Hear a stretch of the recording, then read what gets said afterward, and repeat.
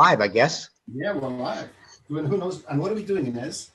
Good question. To the people. Yeah. I'm Dustin. We're doing a recording of the Voice of America show. Yeah, we are. We're going to be doing a full record of our normal show on Voice America. So this is our first time we're going on Facebook, and exciting because this is also our first show of the second season. Ooh. So, but it's Sean. From Sean, is our mic dead? Did you say? No, that's okay, fine. Okay, everything's good. Now there's been people joining already, and that's kind of cool. So, but I can't see that because I'm watching the other thing, so I won't be able to say whatever. Maybe I need to bring it up somewhere else. Let's see. This is all trial and error at the moment till we start the show. That is. Let's see. And then it's start in 60. Okay. So Sean, you want to do a quick demo? No. Don't listen to him. While we wait. No. Perhaps I could mesmerize a bottle of water. Maybe. I think it's pretty easy to mesmerize me at the moment. Always is. Well, that's true. Okay. So everybody that welcome, and in a moment or so, it's not going to be long now, we'll start the radio program. So we'll just be doing what we normally do. So in 20 seconds or so, and the music will start and all that will happen, and you'll hear it, and the people on radio will hear that we're doing something different. You're just going to go silent. I'm going to go silent.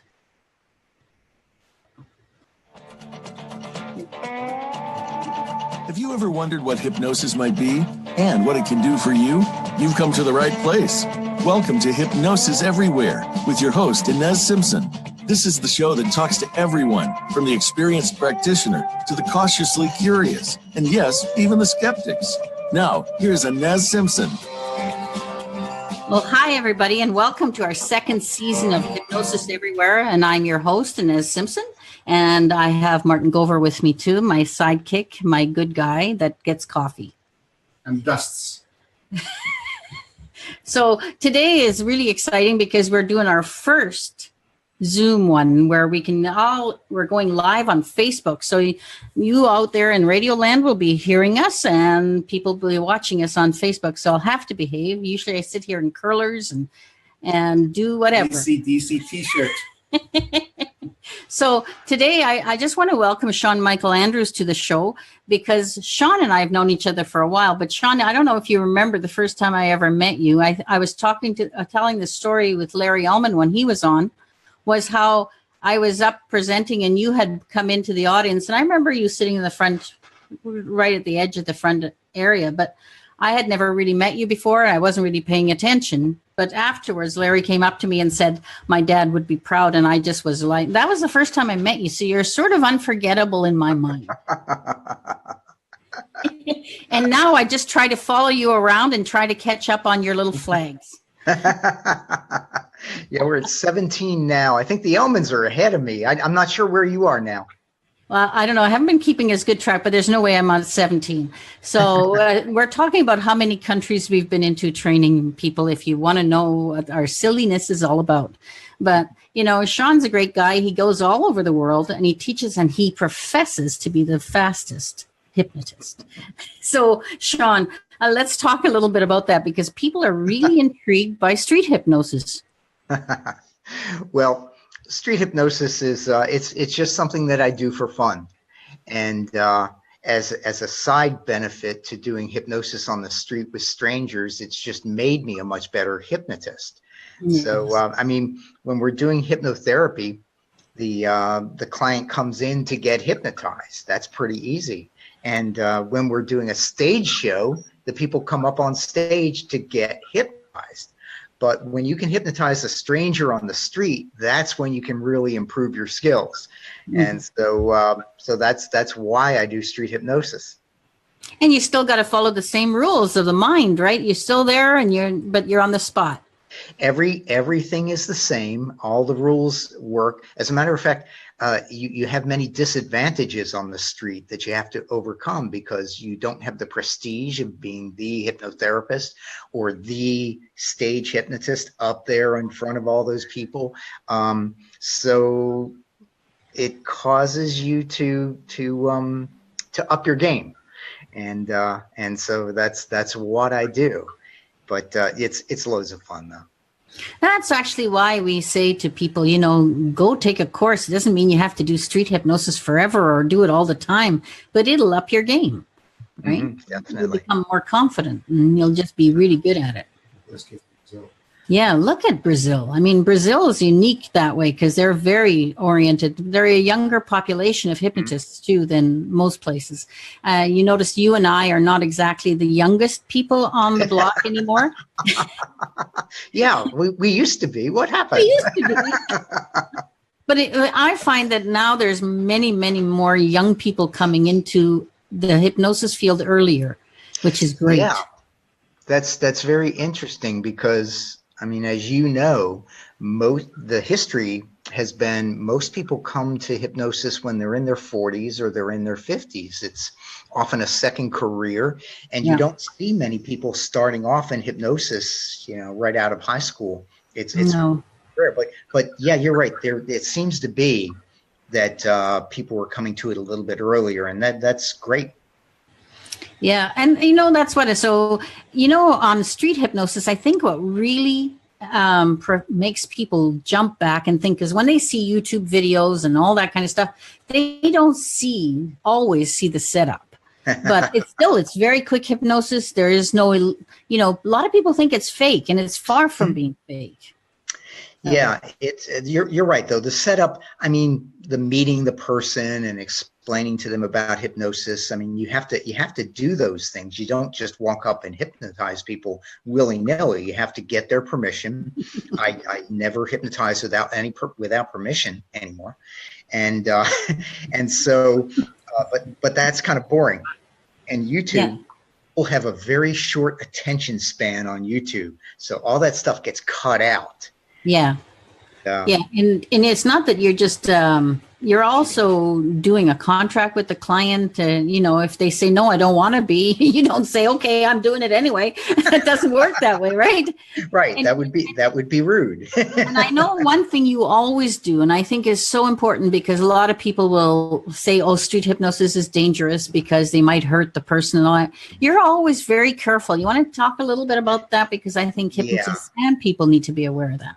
Yeah, when I'm doing street hypnosis, I do the fast inductions, so I can induce hypnosis in just a second or two. However, before I do that, see, a shock induction or a fast induction involves a rapid movement of the person's body or a body part, and so I don't take chances. I would hate to injure somebody. And I've never injured anyone in the thousands of inductions I've done. I've never injured anyone, but that's because, that's because I'm very careful.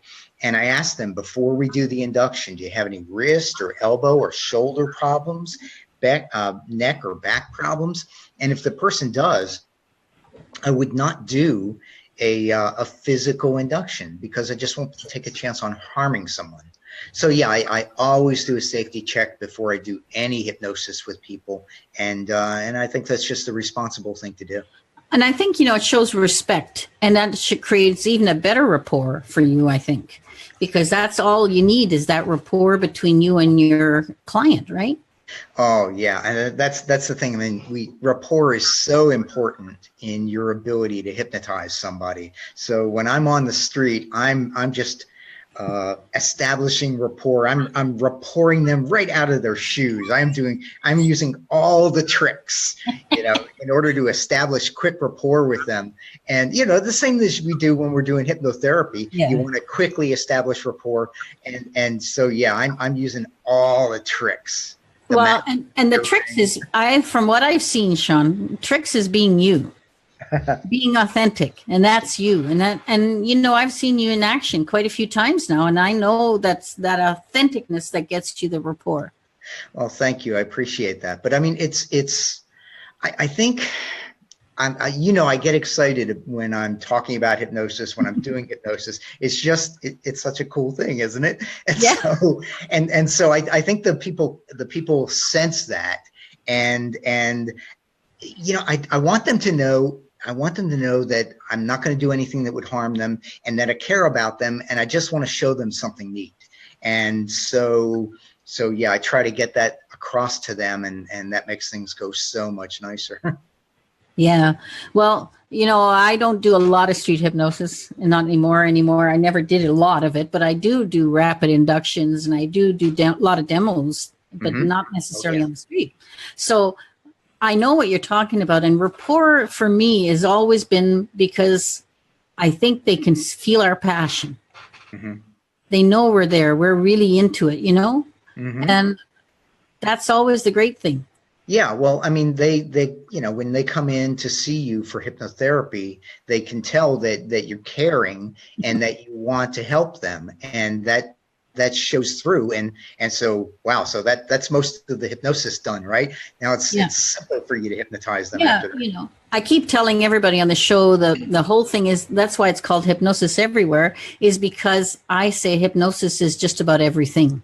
So, I mean, in our daily lives, we go into hypnosis off and on. We do all that naturally, and I get them to be aware what's going on in their own mind and what's coming at them.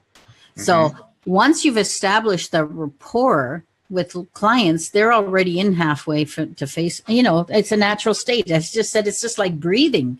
Hypnosis is just like breathing if you allow it. It depends if you're going to allow it with the person that you're with, or, that's the thing. Yeah, imagine trying to be a hypnotist who wasn't able to establish rapport. That would be a tough job. I don't think it's possible. Oh. So anything else, any tidbits that you can give people about doing street hypnosis, just a quickie?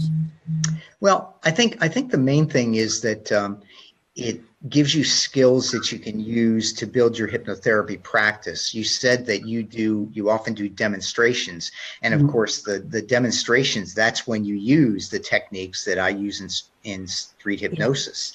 And so when you're in front of a large group of people and you can do instant hypnosis, it gets their attention. It's when they see a friend of theirs who they've known for years suddenly in that state very quickly, they become believers. And surprisingly, when they believe that you have the ability to hypnotize just about anyone very, very fast, they make another leap in that, oh, and she can help me with every problem I have, which, well, we can't help with every problem, but that's the conclusion that they Pretty come close if the person's to. ready to change it, right? Yeah. So I'm just going to, Martin is doing something here that kind of like freaking me out. Martin, what are you doing? I don't know. He's poking around in my computer. I don't know what he's doing. Okay. All I see is this hand movement. You got to be he's a dangerous kind of co-host, What's now the score do?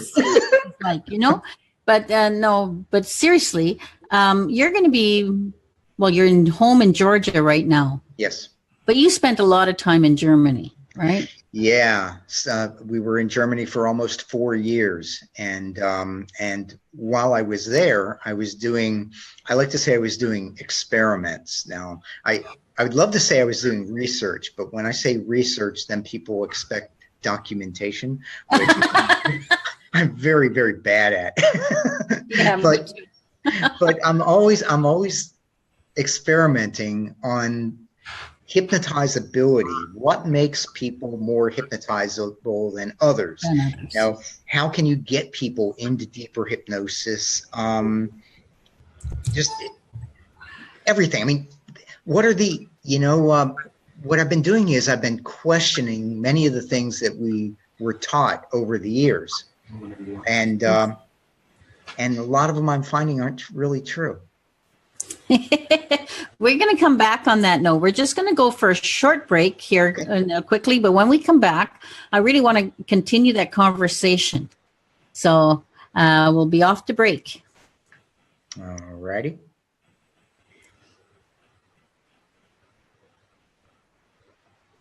Great. All right. So we're on a break. Yeah, now we're in a Still on break, Facebook and Live. we're still Still Facebook on Live. Facebook. So All right. now we have No to be careful cussing. not to get in trouble. No cussing, and usually I can say all these rotten things to you, like, what do you want to do now, and all that kind of stuff. So we can still do that, but you take away the mystique, don't you? This is good. You see, they're getting all the stuff that they wouldn't normally get. I could take my computer around. I could give you the tour. I could give you the tour of the office. Right. I think you need to ask Inez about her belly dancing career and how it changed Belly her. dancing career. My Oh, belly okay. Yeah. I never had a belly dancing career, but I did have a dancing career. But we'll talk about that some other time. I think I've done a bit of everything, commercial fishing, all ends of the spectrum. Oh, So, cool. yeah, and what people don't know us. You're a hypnotist to them, right? But It's we're just like every other human. We have our issues, we have our ups and downs, and we have an exciting life at the moment. This is our passion. We're living our passion. Yeah, I totally agree. But yeah, you're right. A lot of people think, they've only known us as hypnotists, and they don't realize that we had other careers before we found the right one. Yeah. So he's at it again. There How you long go. how long does the break last, or the? They'll tell us, and it'll come on. It'll. All right. They'll just tell us when we come on again. Oh, okay, And we okay. can stop blithering and go back to Yeah. what we were talking about. More blithering. But I keep forgetting. And Jerry did say it was blithering and blathering, but I can't remember which I'm doing at the time. And I tend to be kind of confused. As long as I'm chatting, I guess it's okay. But, really, hypnosis to me is so great. And what I really want to talk about with you is all this good stuff that we do. I mean, we're off, and I want to know some of the stuff you're going to go teaching with when we come back to. But first, finishing off all that stuff where we started. And, you and I have been in a lot of places at the same time. And, 30 seconds. you're always in 30 seconds. So we're always gung-ho when we're there because we're having such a good time. Oh yeah. You'll hear the music start up all of a sudden. Okay. And I think so anyway. Coming back. Okay, great. There it goes. You're listening to Hypnosis Everywhere, the Simpson Protocol. To reach the show today, please call into 1-866-472-5792. That's 1-866-472-5792. You may also send an email to Inez, that's INES, at InezSimpson.com. Now, back to this week's program. Great. And back we are. Welcome back to our second segment with Sean Michael Andrews. And you want to just continue that great conversation we were having? What were we talking? Oh, yeah.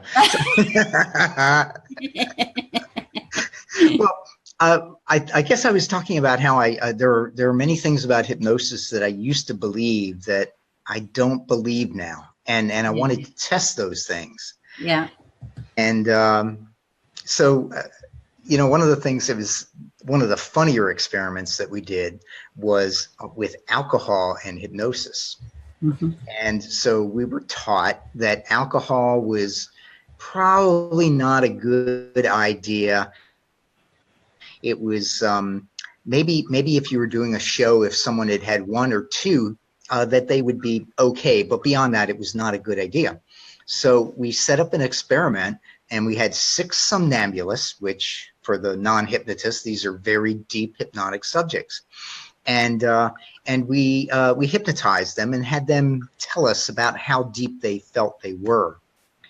And then the drinking started. So 3 of them drank water, and the other 3 drank wine. And the ones that drank wine, they drank 3 glasses of wine. Actually, one of them, I think, drank 4 because I wasn't watching very carefully. And then we hypnotized the group again and had them judge how deep they went. And we found that they went much deeper when they were tipsy. So I can tell you now, there was also a study at Leeds University in the UK where they found the same thing, that a lot of alcohol does promote very deep trance. Doesn't do a heck of a lot for attentiveness or following directions, but as far as getting a good deep trance, that's the ticket. So yeah, it was an interesting experiment. And so anyway, so one of our old instructors, Gerald Kine, used to tell a story. He used to say that he would go to the bars late at night and hypnotize the drunken patrons so that they could leave the bar sober. And you know, I thought, well, he tells some good stories. I don't really believe that. So just for the heck of it, my 3 drunken people that I used for the experiment, I said, I'm going to snap my fingers, and when I do, you are sober. Well, I'd snap my fingers, 2 of them stayed drunk. Just very, very drunk. One of them actually became sober. She was, instead of staggering and slurring her words, she walked a straight line. She spoke perfectly. It was incredible. And so I thought, well, maybe that wasn't such a story after all. Maybe there was some truth to that. So yeah, you can do the vice versa, right? You get people drunk on water. You can do that too.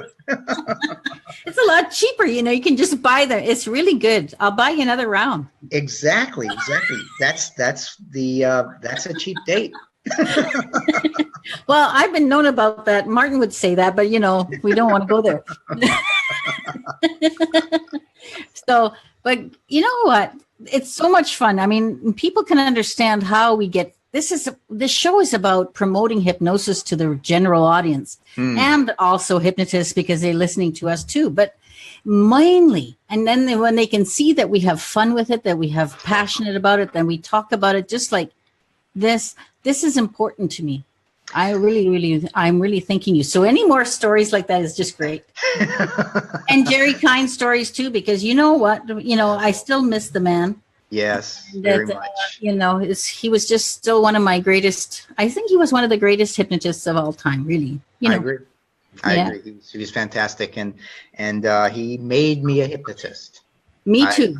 I thought I was a hypnotist before I met him, but I wasn't. Yeah. No, me neither. I know that. I think a lot of people will say that. You know. Yeah. It's good. Yeah. So next story, please. Okay. Well, we were talking about Germany. That's what it was. Oh, yeah. Well, Germany was good because it gave me the opportunity to teach in a lot of countries very easily. You know, it was a 2-hour drive to Belgium, and a couple hours to Netherlands, 2.5 hours down to Switzerland. So it was very easy to put flags in the flag display while I was in Europe.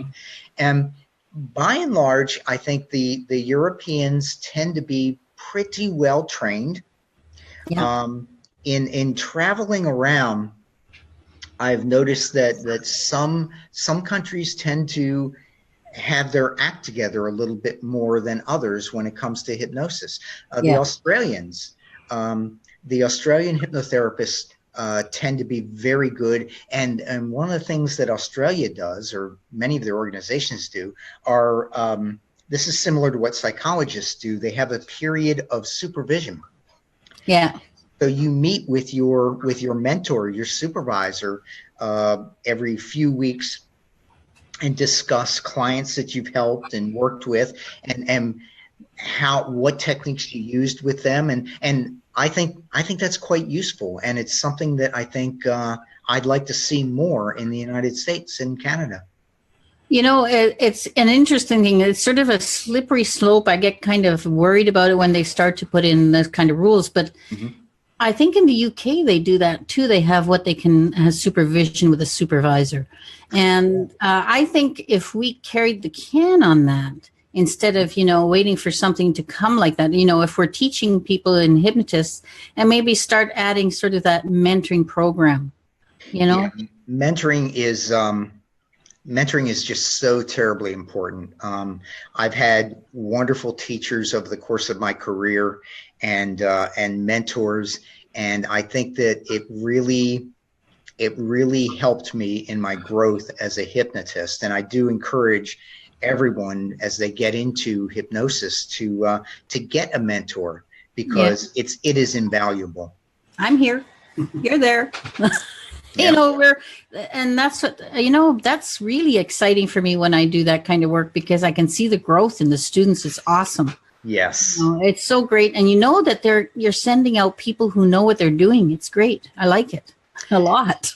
Absolutely. I think the worst thing to do is to take a hypnosis class and then, now it's important to see clients. It's very important, because a new hypnotist learns so much from their clients. Mm-hmm. That's one of the biggest training grounds. However, a hypnotist needs to continue to educate himself or herself, and to continue to take classes, to go to conventions, and to find a mentor. And that's how you get to be very good. That's how you get to be great. And, I love it when I went to my first hypnosis NGH convention at the time was when I had just become a hypnotist. And I just always started going to more and more. And I always say, take more training. I still take training now. I don't know. I'm just because I'm on the radio or because I teach doesn't mean that I don't want to learn more. Mm-hmm. So it's a continual learning process. And I really would like people to know that most of us hypnotists are very well learned because we put a lot of time in.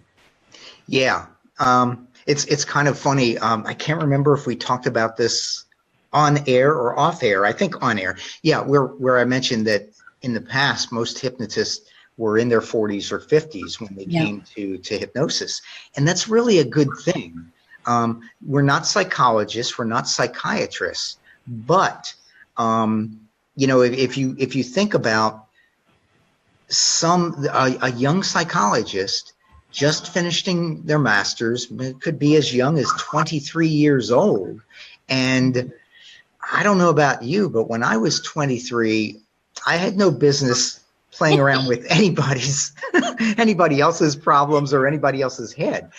But with hypnotists, most of us come to it later in life, and you've got a lot of life experience. Yeah. And what we do is different from what a psychologist does. However, it can be quite useful that we are maybe in our 40s or 50s. Well, yeah, but even someone like Jerry Kine, who started really early, mm-hmm. He said, I did mostly stage shows at the beginning. Who's going to give a 15-year-old or a 20-year-old any credit for knowing anything?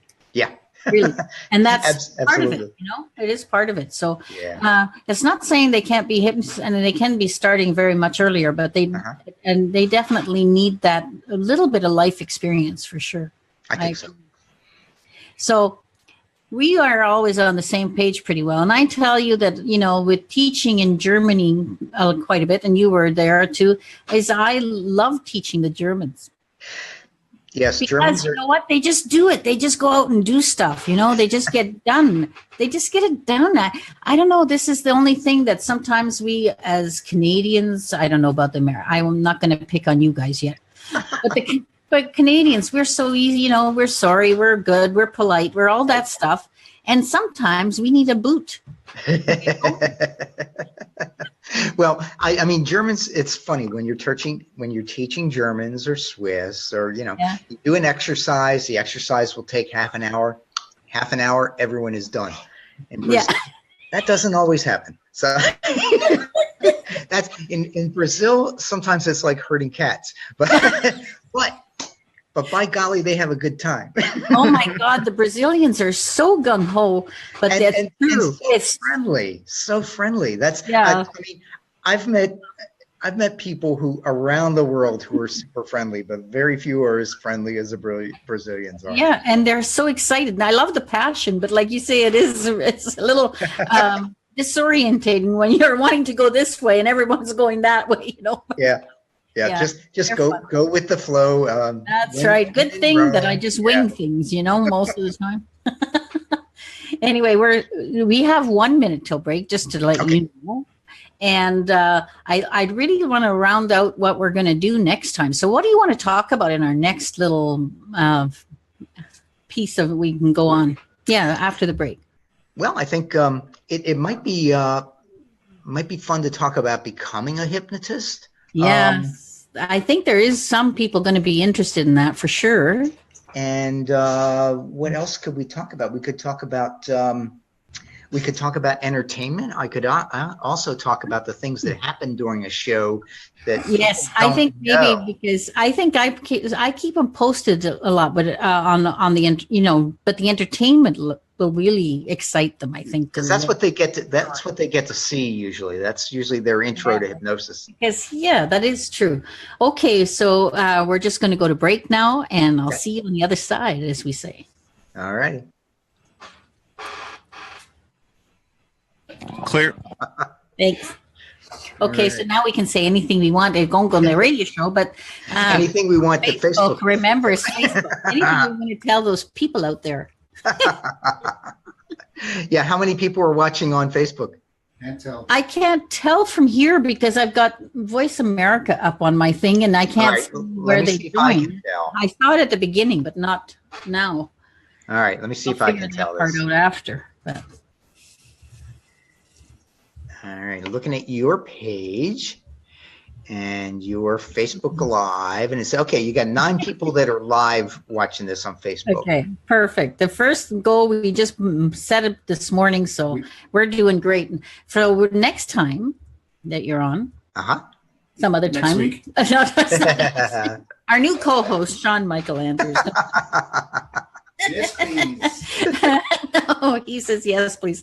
No, but so I think seriously, by the time we get the hang of this, and I don't mind being silly on in between because people know I'm kind of, Oh, not you. Around. But I got to remember, I got this habit of reaching my nose.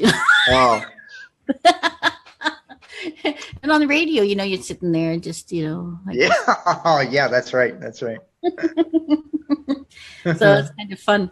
Anyway. And as I always say, the thing with radio is it's so slimming. When you're on radio, you're much slimmer. But now I'm taller, too, on radio. And younger. It's everything. Oh, dear. We're going to get a lot of razzing from, I know Steen's going to be. Oh, Steen. I haven't seen him in a long time. Oh, yeah. Well, I'm going to get to hang out in May, so that'll be nice. In May? You mean down in Daytona? No, I'm headed to Europe and UK in the end of April sometime. Ah, okay. I didn't know that. All right, great. I get a stop in Regina, which is really good because I've never been there. I haven't been to Regina either. So what countries are you teaching in besides the UK? Belgium. I'm coming back now. We'll talk about it next break. All right.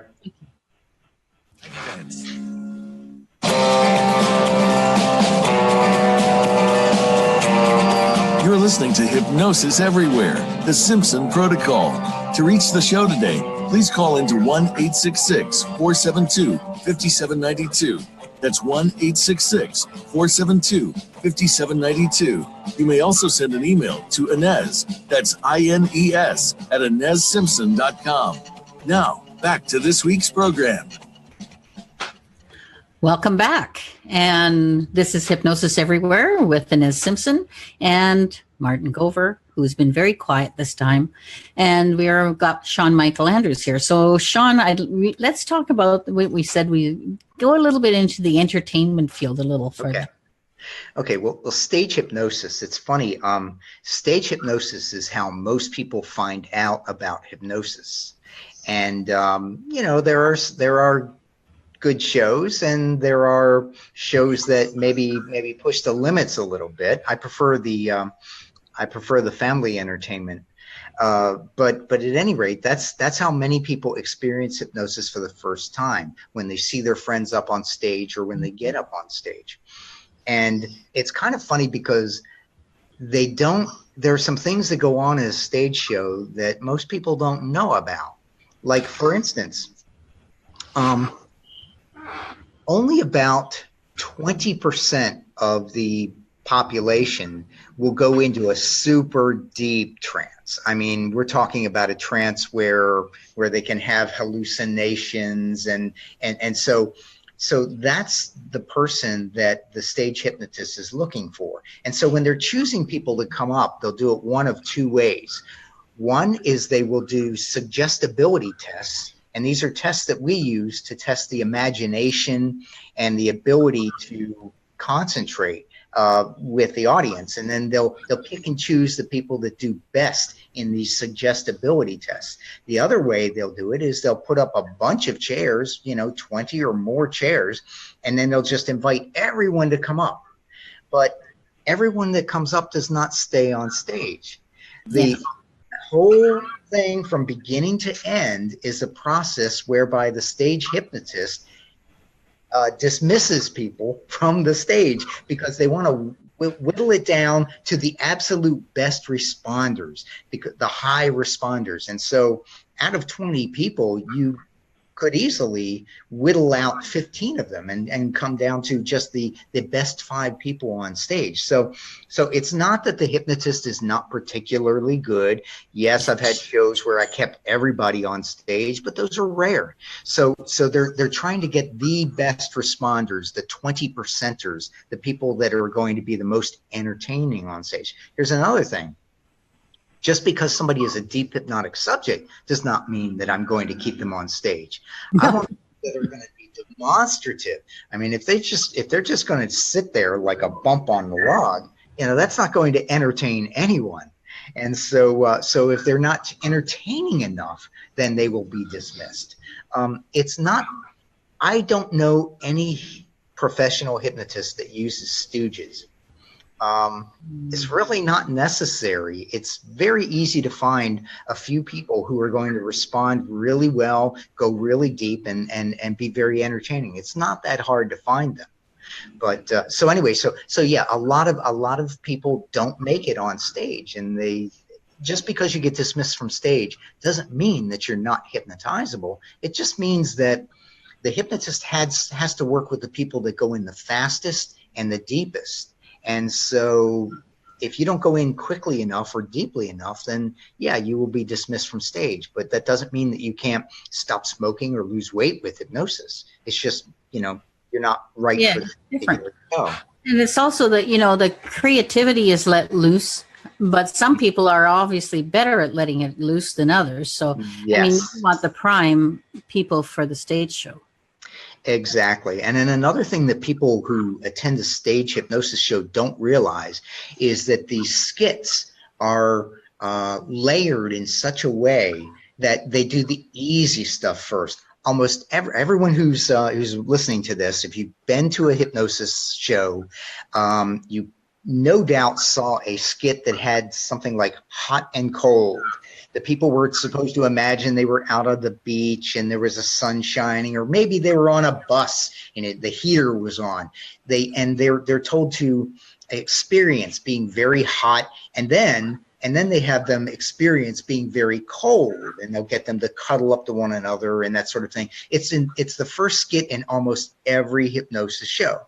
Why is that? It's because it doesn't require a very deep trance in order to experience hot and cold. I mean, if you're listening to this on the radio right now, notice how chilly it is. You notice how, I mean, it could be a little warmer where you are right now, and it's kind of chilly now. I mean, when you really think about it, and just that suggestion, and you can feel cold.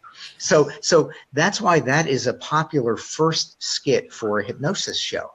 And then anyone who doesn't respond to that is probably not going to respond to a more profound suggestion, like, for instance, that the hypnotist disappears, or that they see an invisible puppy on the stage or something like that. They always start with the easy skits, and then the skits get progressively more. The skits that come up later in the show are skits that require a greater depth of hypnosis. That's the other thing. And we use those same rules, though, in the hypnosis chair. We're not going to expect somebody to be able to do something big time right away. We have to sort of lead them into it and doing smaller things, bigger, and it goes on.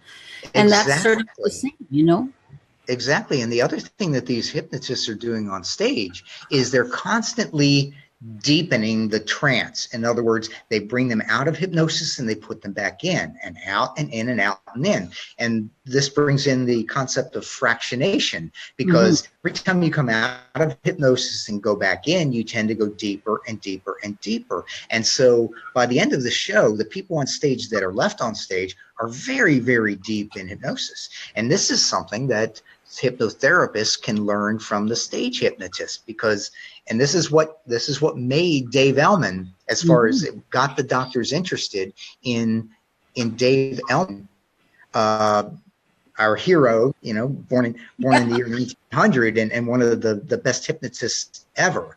And that was that physicians saw his stage shows and thought, he gets people deeper in hypnosis than we ever have. We've got to get him to show us that. And of course, what the doctors did not understand was that Ellman was constantly taking them out of hypnosis and putting them in and out and in, and each time getting very deep. And so by the end of the show, these people were so profoundly hypnotized that they could experience anything. And there, you know, there's the other thing about stage hypnotists is, you know, as it comes back to us and what we're doing this for is enlightening people, is that actually they think it's, people say, well, you know, that stage hypnosis does you harm, but it doesn't. It shows people how easy they can allow themselves to go into hypnosis, what they can achieve in hypnosis. And if you direct that at an issue that you need to work with, how profound would that be? Exactly. It's like I say, it's the first experience that most people have with hypnosis. And this is what gives them the idea that maybe this would be useful, maybe if I wanted to stop smoking or lose weight or get rid of a phobia or something like that. So done properly, I think it's a great introduction to hypnosis. I agree. And you like it. I think you said that you like doing high school aged kids. Oh, yeah. Well, those are the best shows, because high school age kids. Now, generally, okay, here's another thing. I said I was doing experiments, and one of the experiments I've done is trying to determine what makes somebody more highly hypnotizable. And it's for certain that the younger someone is, the better they are at going into hypnosis. Now, it's not to say that an 80-year-old person is not going to be hypnotizable. They certainly are. But I'll bet you that person, when they were 17, was even more hypnotizable. So high school kids they're so animated.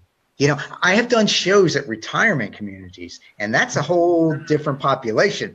I mean, yes, they will get animated, but they're not as animated as 17, 18-year-olds. So yeah, high school shows are the most fun. But if you're a stage hypnotist, high school shows don't pay as well. They're usually high schools are probably the lowest pay, and then colleges are a little bit better, and clubs are a little bit better. However, bar shows can be terrible and next to nothing. And I don't want to do bar shows anyway. It's not. It wouldn't be my cup of tea, that's for sure. Even though we found out that they can go into deep trance. They certainly can. And those are the ones I hear of, and people are saying detrimental things about hypnosis. That's usually it.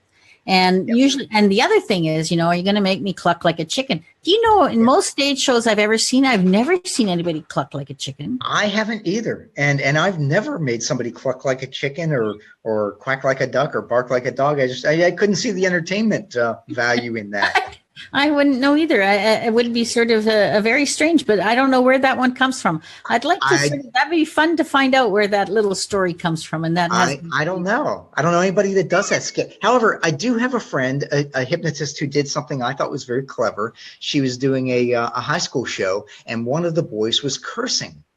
And of course, the parents don't like that. So she told him, the boy was very deep in hypnosis. She told him, the next time you want to say a curse word, an animal sound's going to come out instead. And every time this boy tried to curse, an animal sound came out. It was really entertaining. So technically, she did not make him quack like a duck, but he was making animal noises. Oh, that's very cool. I kind of like that. Wouldn't that be funny though if you carried, if somebody came to you as a hypnotist, not on a show, and they wanted to curb their speech, from saying curse words, and you did that. I can just imagine that'd be the most funny thing ever.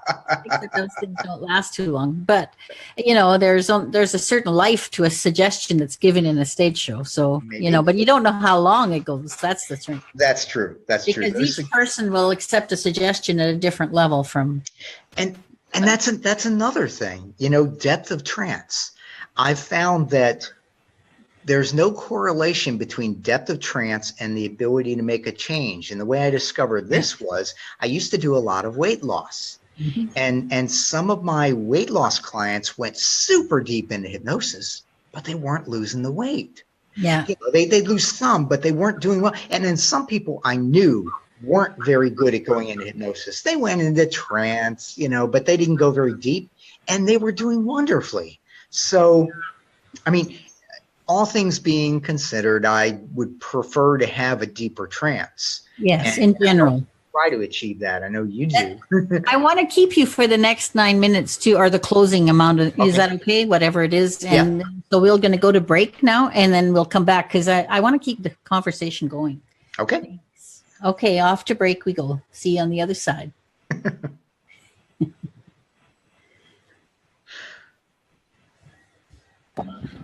Clear.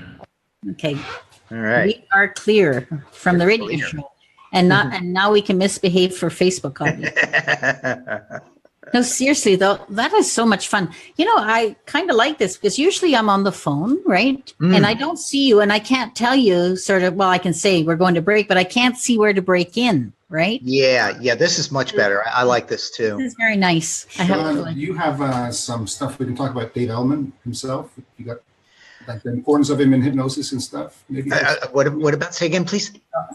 About Dave Ellman, the importance of Ellman in hypnosis, and what he meant to you or what you got from that. I know it's your kind, but same as me. Yeah, me too. But if right all the way back to Ellman, and especially since we know who our friends are. That's fine.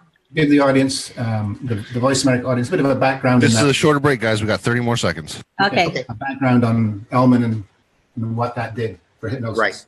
Okay, sure. Perfect. So when you see the 2 minutes, that's in goodbye. Yeah, okay.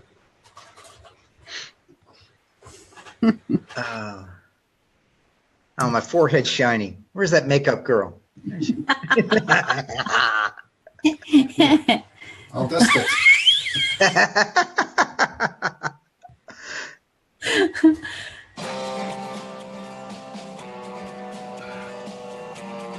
You're listening to Hypnosis Everywhere, the Simpson Protocol. To reach the show today, please call into 1-866-472-5792. That's 1-866-472-5792. You may also send an email to Inez, that's INES, at InezSimpson.com. Now, back to this week's program. Welcome back to Hypnosis Everywhere, and we're talking to Sean Michael Andrews, and I've asked him to stay to the very end of the show, and I know usually we're giving you tools, but this is too entertaining to pass up, so I'm just going to let Sean tell us some more stuff. Go ahead, Okay. Sean. Some more stuff. Okay. Some more stuff. A little more entertainment, and also maybe a little bit about Ellman, our sort of, I never met him personally, but, we were both very Ellmanized. Yeah. Dave Ellman, for those who don't know, was probably one of the, not probably, he was one of the two greatest hypnotists of the 20th century. The other one being Milton Erickson. Yes. And it's for those people who can see this on Facebook. You see I've got a green background, the green screen behind me. Green actually is the color that we've associated with Dave Ellman, and Erickson was associated with purple. It's kind of interesting, but anyway. So Ellman was a stage hypnotist, and he started doing stage hypnosis probably when he was about 12 years old, and he was on the vaudeville circuit. And his father was a a hypnosis, I would say, hobbyist. And so he was taught from a very young age about hypnosis. And so anyway, Elman, when he was 49 years of age, was talked into teaching physicians how to do hypnosis for pain management, to take away phobias, to do all sorts, lose weight. And Elman did that from the age of 49 until he passed away, I guess, at the age of 63. And so Elman was of course, I unfortunately never got to meet the man, but both Inez and I are friends with his son. And I've just learned so much in going over the old Elman recordings and things that he's written. And many of the things that he taught back in the 1950s and 60s are really valuable to hypnotherapy today. There are many techniques that he used that sort of got lost. For instance, he had a wonderful way of taking away migraine headaches. It's a fantastic technique that just doesn't get used. And I've taught this in many different countries, and it's just brilliant. It's I think he's probably the biggest influence on me as a hypnotist, and so I'm just very grateful to have access to some of the materials he left behind. I agree. I still give out that hypnotherapy book to all my students when I'm starting, because I think it's one of the most important books, and it's so well done. I mean, it's just transcripts of him being the real him. And you notice, and we get into this pattern where we think hypnotists have to be different. And all he ever was sounding like, he was always having a conversation. He was always caring and all that. And it shows you how hypnosis works really well on a level with the rapport that he built, Yeah. It's Hey, we got serious again. Let's go back to fun stuff.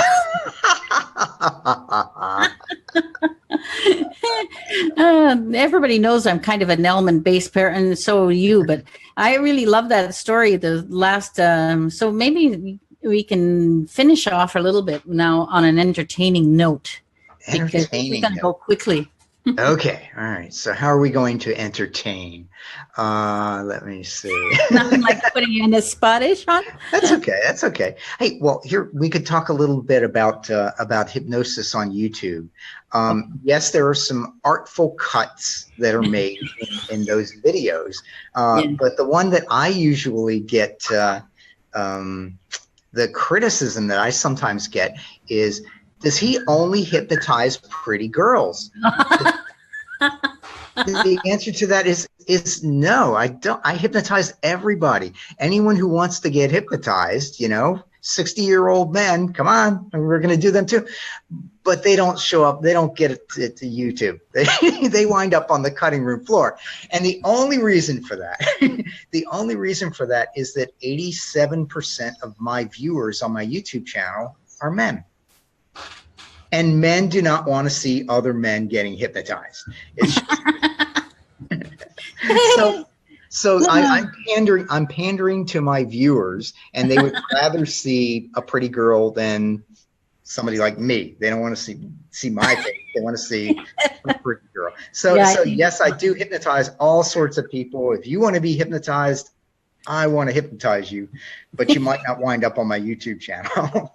Maybe that's most of it. The whole thing is maybe the young girls don't mind either being on the YouTube channel. So, right. That's true. That's true. And it's, I think that, well, one of the things, okay, we talked about hypnotizability. Women are slightly better at going into hypnosis than men. It's not a great advantage. It's probably only 1 or 2 percentage points, but women are a little bit better at going into hypnosis than men. And the other thing is that opposite sex hypnosis tends to work better. So me being a man, it's going to be easier for me to hypnotize a woman the same way that it's easier for a woman to hypnotize a man. Yeah. So, And, we're talking generalities and that's absolutely. It is for sure. But, we got a few minutes left. Okay. I know this goes so fast, and I want you to tell anything you need to tell the audience about where you'll be or what you're doing next, courses or anything like that. And they'll all be on our, our show, our paid show, but. Oh, wonderful. Okay. Well, let's see. I have just, opened the new facility here in Augusta, Georgia, and it's the new classroom for the Atlantic Hypnosis Institute. And the first class in the new location is going to be in July.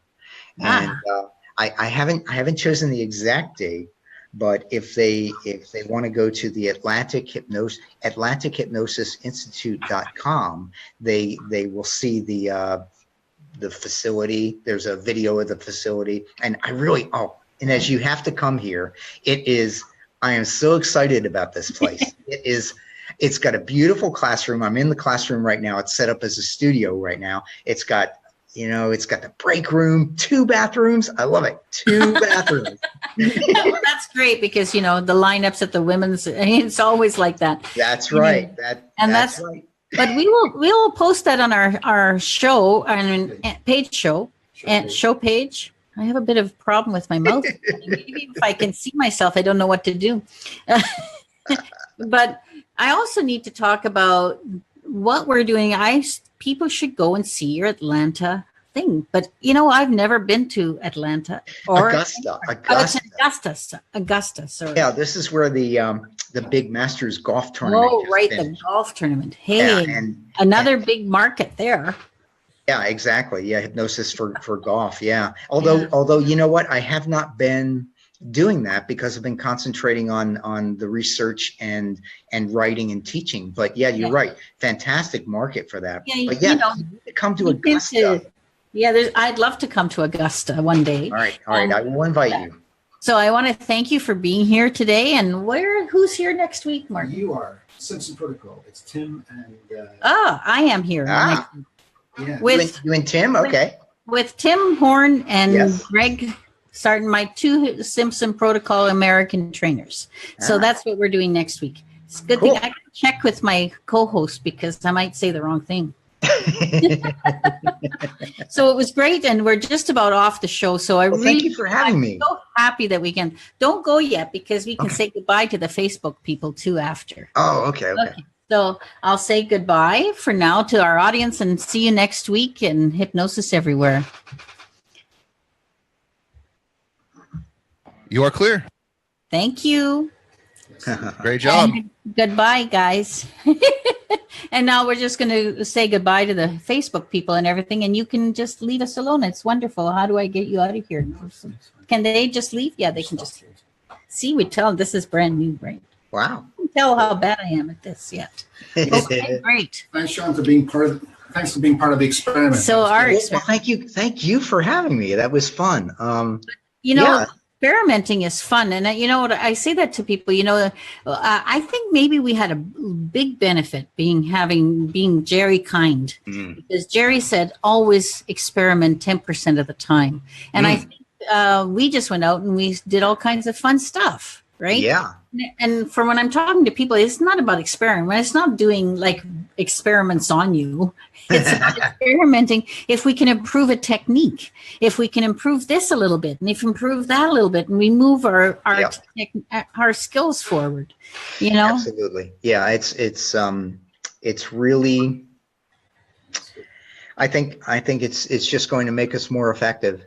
Really, it really does. And I think now hypnosis is in a big growth area at this time. And I think partly is that because of the experimentation that people are doing. They're willing to go out and do something different than they did before.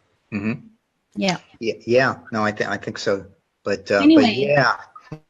If I could go to my show page, Martin, or my Facebook page, I could see what's going on there. No? I think we might get feedback. Oh, we get feedback. Anyway, I think we'll just have to say goodbye to those people. Mark, okay. Yeah. Wait a minute. We're just going to see because they can bear with us because this is an experiment. So we'll see where we're going.